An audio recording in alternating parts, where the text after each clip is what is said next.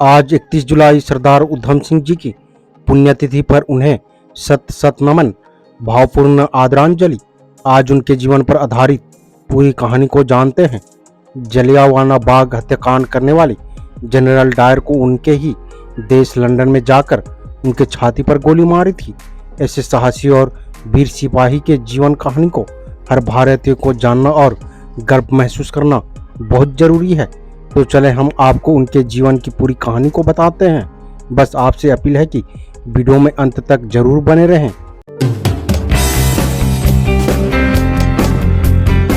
के Ambedkarite YouTube channel में आप सभी का स्वागत है। जय भीम। उधम सिंह का जन्म 26 दिसंबर 1899 को पंजाब के संगरूर जिले के सुनाम गांव में हुआ था। उनके पिता सरदार टहल सिंह कंबोज जम्बू उपली गांव के रेलवे क्रॉसिंग में वॉचमैन का काम किया करते थे। उनकी माता नारायण कौर उर्फ नरेन कौर एक गृहिणी थी जो अपने दोनों बच्चों उधम सिंह और मुक्ता सिंह को देखभाल बड़े अच्छी तरीके से करते थे। लेकिन दुर्भाग्य से 1901 में उधम सिंह की माता और 1907 में उनके पिता का निधन हो गया। इस घटना के चलते उन्हें अपने बड़े भाई के साथ अमृतसर के एक अनाथालय में शरण लेनी पड़ी। उधम सिंह का बचपन का नाम शेर सिंह और उनके भाई का नाम मुक्ता सिंह था, जिन्हें अनाथालय में सिखों के प्रारंभिक संस्कार के बाद उधम सिंह और साधु सिंह के रूप में एक नए नाम मिले।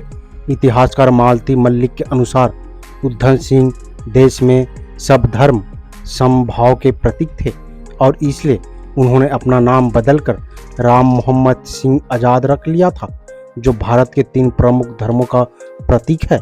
अनाथालय में उधम सिंह की जिंदगी चल रही थी कि एक दशक के बाद 1917 में उनके बड़े भाई का भी देहांत हो गया। वह पूरी तरह से अनाथ हो गए।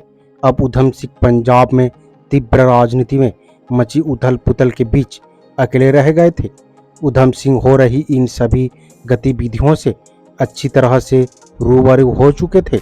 उधम सिंह ने 1918 में अपने मैट्रिक की पढ़ाई पूरी कर ली और 1919 में जलियांवाला बाग हत्याकांड के बाद उन्होंने खालसा अनाथालय छोड़ दिया तथा क्रांतिकारियों के साथ मिलकर आज़ादी की लड़ाई में शामिल हो गए और साथ ही मैट्रिक के आगे की पढ़ाई भी चालू रखी। उधम सिंह अनाथ हो गए थे, लेकिन उसके बावजूद वह विचलित नहीं हुए और देश की आज़ादी तथा डायर को मारने की अपनी प्रतिज्ञा को पूरा करने के लिए लगातार काम करते रहे। 6 फरवरी साल 1919 में ब्रिटिश सरकार ने इंपीरियल लेजिस्लेटिव काउंसिल में एक रोलेट एक्ट नाम की बिल को पास किया था। इस बिल को इंपीरियल लेजिस्लेटिव काउंसिल ने मार्च के महीने में पास कर दिया था, जिसके बाद यह बिल एक अधिनियम बन गया था। इस अधिनियम के अनुसार भारत की ब्रिटिश सरकार किसी भी व्यक्ति को देशद्रोह के शक के आधार पर गिरफ्तार कर सकती थी और उस व्यक्ति को बिना किसी जुर्म के सामने पेश किए जेल में डाल सकती थी। इसके अलावा पुलिस 2 साल तक बिना किसी भी जांच के किसी भी व्यक्ति को हिरासत में भी डाल सकती थी। इस अधिनियम ने भारत में हो रही राजनीतिक गतिविधियों को दबाने के लिए ब्रिटिश सरकार को एक ताकत दे दी थी। उस अधिनियम का महात्मा गांधी सहित कई नेताओं ने विरोध किया। गांधी जी ने इसी अधिनियम के विरुद्ध सत्याग्रह आंदोलन पूरे देश में शुरू कर दिया था। देश के अधिकांश शहरों में 30 मार्च और 6 अप्रैल को देशव्यापी हड़ताल का आह्वान किया गया। इस हड़ताल का सबसे ज़्यादा असर पंजाब के ही अमृतसर, लाहौर, गुजरांवाला और जलंधर शहर में देखने को मिला। लाहौर और अमृतसर में हुई जनसभाओं में तो 25 से 30 हजार तक लोग शामिल हुए। 9 अप्रैल को रामनवमी के दिन लोगों ने एक मार्च निकाला। रामनवमी के मौके पर निकले इस मार्च में हिंदू तो थे ही, मुस्लिम भी शामिल हुए। मुस्लिम ने तुर्की सैनिकों के जैसे लिबास पहन रखे थे। बड़ी संख्या में लोग तो जमा हुए ही थे, लेकिन जनरल डायर और उनके प्रशासन को सबसे अधिक चिंता हिंदू मुस्लिम एकता देखकर हुई। किसी भी विरोध को कुचलने के लिए हमेशा आतुर रहने वाले पंजाब के गवर्नर डायर ने उसी दिन अमृतसर के लोकप्रिय नेताओं डॉक्टर सफेद्दीन कच्छू और डॉक्टर सत्यपाल को गिरफ्तार कर लिया। इन दोनों नेताओं को गिरफ्तार करने के बाद ब्रिटिश पुलिस ने इन्हें अमृतसर से धर्मशाला में स्थानांतरित कर दिया गया था, जहां पर इन्हें नज़रबंद कर दिया गया था। 12 अप्रैल को सरकार ने अमृतसर के अन्य 2 नेताओं को भी गिरफ्तार कर लिया था और इन नेताओं के नाम चौधरी बुग्गा मल और महाशा रतन चंदा था। इन नेताओं की गिरफ्तार के बाद अमृतसर के लोगों के बीच गुस्सा और बढ़ गया था, जिसके कारण इस शहर के हालात और बिगड़ने की संभावना थी। हालातों को संभालने के लिए इस शहर में ब्रिटिश पुलिस ने और सख्ती कर दी थी। 13 अप्रैल को अमृतसर के जलियांवाला बाग में कई संख्या में लोग इकट्ठा हुए थे। उसी दिन इस शहर में कर्फ्यू लगाया गया था, लेकिन इस दिन बैसाखी का त्योहार भी था, जिसके कारण काफ़ी संख्या में लोग अमृतसर के हरिमंदिर साहिब यानी स्वर्ण मंदिर आए थे। जलियांवाला बाग स्वर्ण मंदिर के करीब था, इसलिए कई लोग इस बाग में घूमने के लिए भी चले गए थे और इस तरह से 13 अप्रैल को करीब 20,000 लोग इस बाग में मौजूद थे, जिससे कुछ लोग अपने नेताओं की गिरफ्तारी के मुद्दे पर शांतिपूर्ण रूप से सभा करने के लिए एकत्र हुए थे। वहीं कुछ लोग अपने परिवार के साथ वहां पर घूमने के लिए भी आए हुए थे। इस दिन करीब 12:40 पर डायर को जलियांवाला बाग में होने वाली सभा की सूचना मिली थी। ये सूचना मिलने के बाद जनरल डायर करीब 4 बजे अपने दफ्तर से करीब 150 सिपाहियों के साथ इस बाग के लिए रवाना हो गया। डायर को लगा कि ये सभा दंगे फैलाने के मकसद से की जा रही थी, इसलिए उसने इस बाग में पहुंचने के बाद लोगों को बिना कोई चेतावनी दिए अपने सिपाहियों को गोलियां चलाने के आदेश दे दिए। कहा जाता है कि इस सिपाहियों ने करीब 10 मिनट के करीब 650 राउंड गोलियां चलाई थी।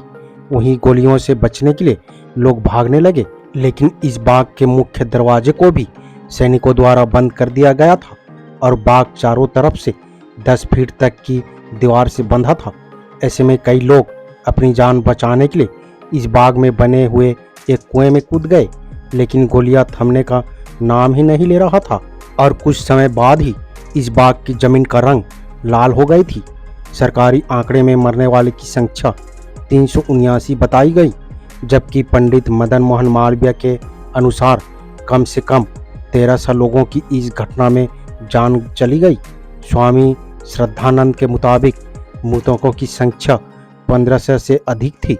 अमृतसर के तत्कालीन सिविल सर्जन डॉक्टर स्मिथ के अनुसार मरने वाले की संख्या 1800 से ज़्यादा थी।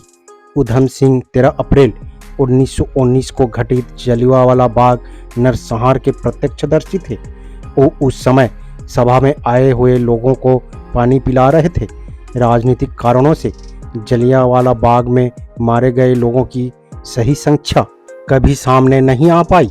उस नरसंहार में शहीद उधम सिंह जीवित बच गए थे और उन्होंने अपनी आंखों से ये नरसंहार देखा था, जिससे उन्हें भारी आघात लगा। मरने वालों में माओ के सीने से चिपके दुधमुहे बच्चे, जीवन की संध्या बेला में देश की आज़ादी का सपना देख रहे बूढ़े और देश के लिए सर्वस्व लुटाने को तैयार युवा भी थे। इस घटना से वीर उधम सिंह दिल मिला गए और उन्होंने जलियांवाला बाग की मिट्टी हाथ में लेकर संकल्प लिया कि जिस डायर ने क्रूरता के साथ मेरे देश के नागरिकों की हत्या की है, इस डायर को मैं जीवित नहीं छोड़ूंगा और वही मेरे जीवन का आखिरी संकल्प है। इस घटना के लिए जनरल माइकल ओ डायर को जिम्मेदार माना, जो उस समय पंजाब प्रांत का गवर्नर था।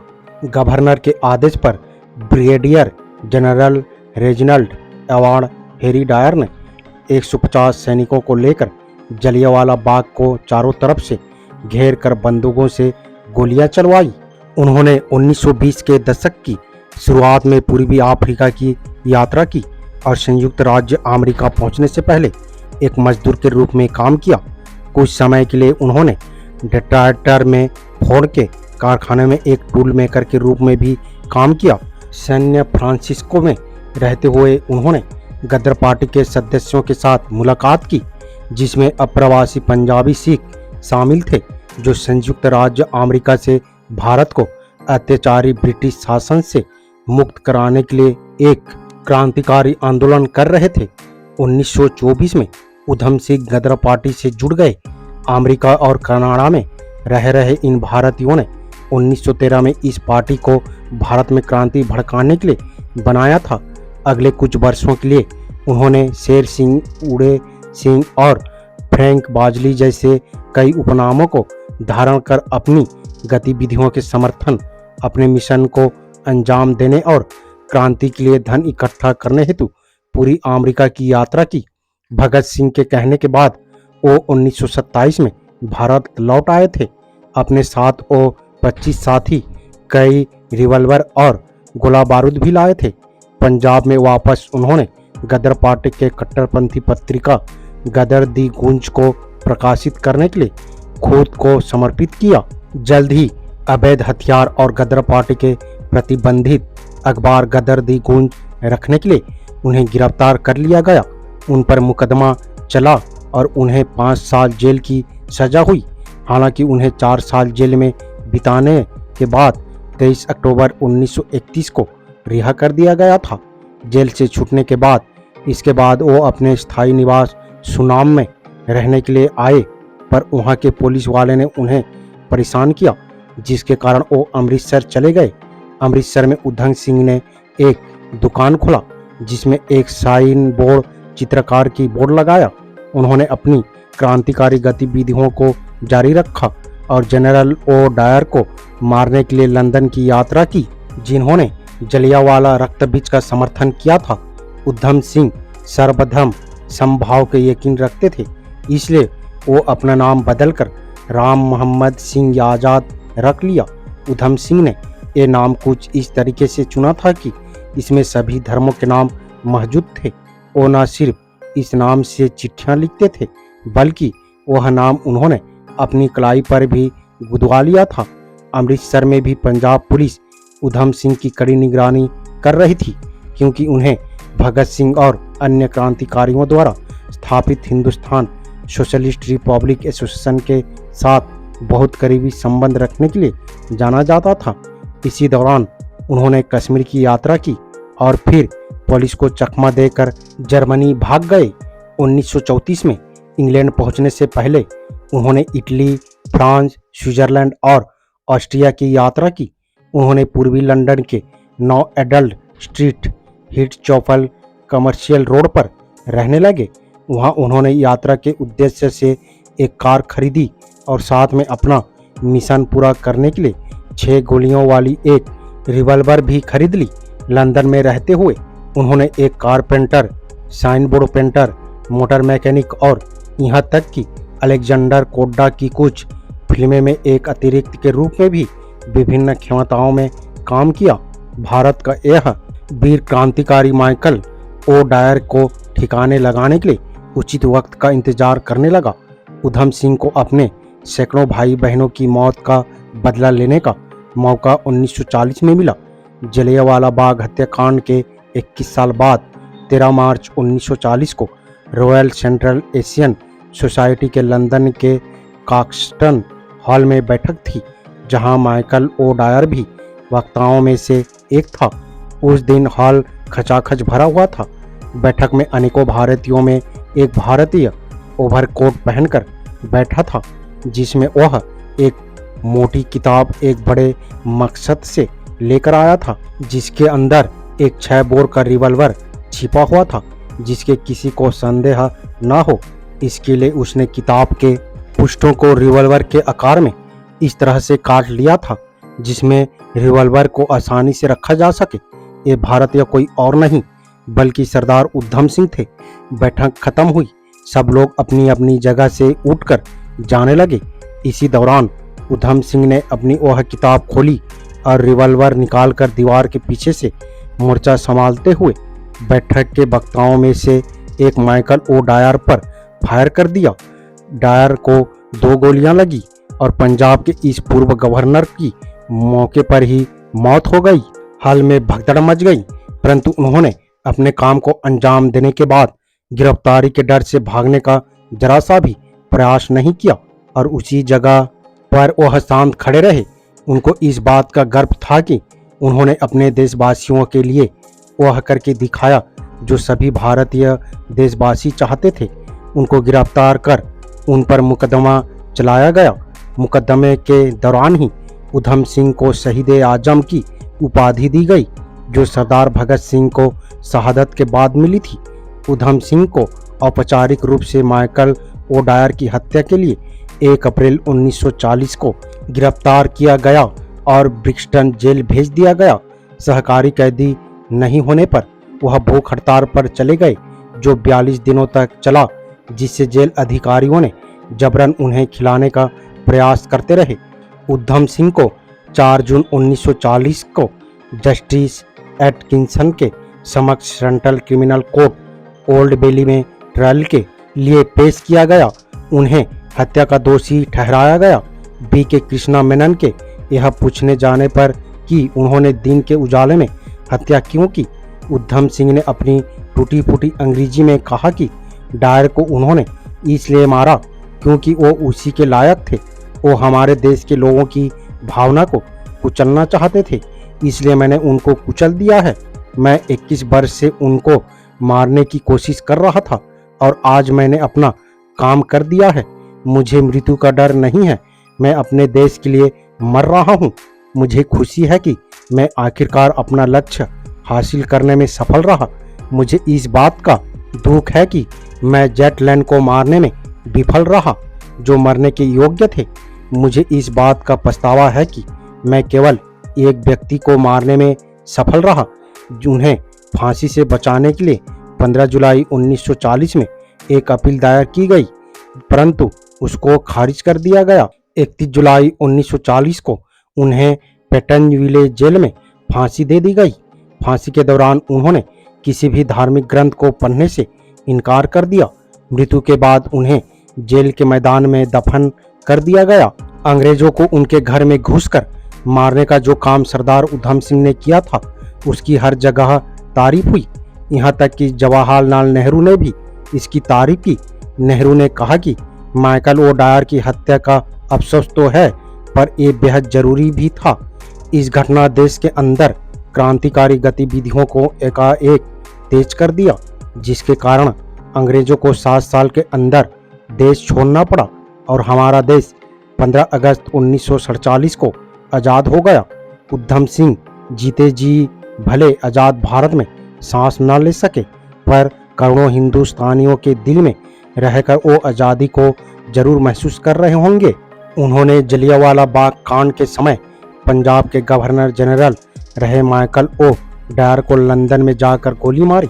कई इतिहासकारों का मानना है कि यह हत्याकांड ओ डायर और अन्य ब्रिटिश अधिकारियों का एक सुनियोजित षड्यंत्र था, जो पंजाब पर नियंत्रण बनाए रखने के लिए पंजाबियों को डराने के उद्देश्य से किया गया था।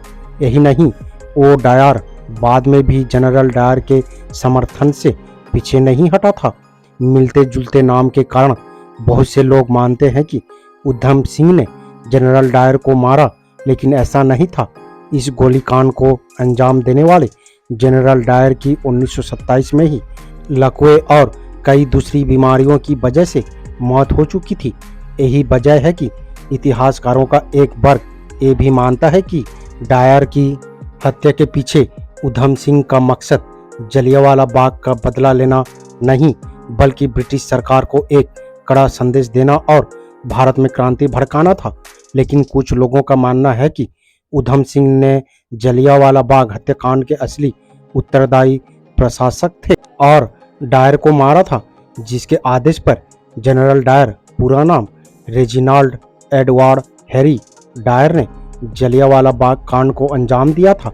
विधायक संधू सिंह थिंद के व्यक्तिगत प्रयासों के फलस्वरूप उधम सिंह के शरीर के अनश्वर अवशेषों को उनकी मृत्यु के 3 दशक से भी अधिक समय बाद ब्रिटिश सरकार ने उनकी पुण्यतिथि 31 जुलाई 1974 को भारत को सुपुर्द कर दिया था।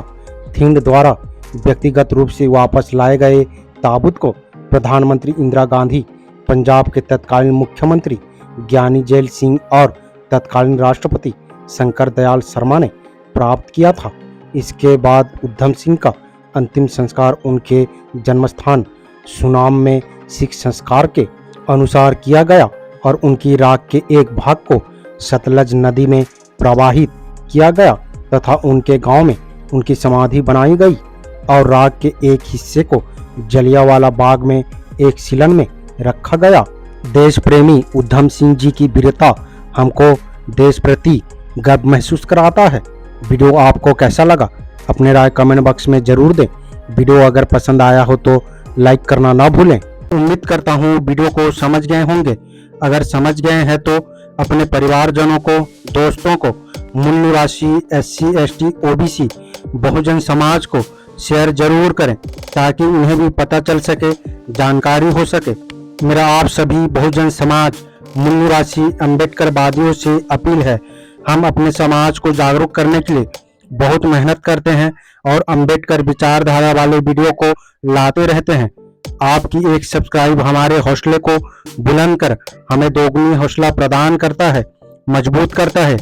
इसलिए आप सभी से गुजारिश है कि हमारे चैनल को सब्सक्राइब करके हमें सपोर्ट जरूर करें ताकि हम अगले नए वीडियो डालें तो आप तक नोटिफिकेशन जा सके और कुछ महत्वपूर्ण जानकारी मिल सके।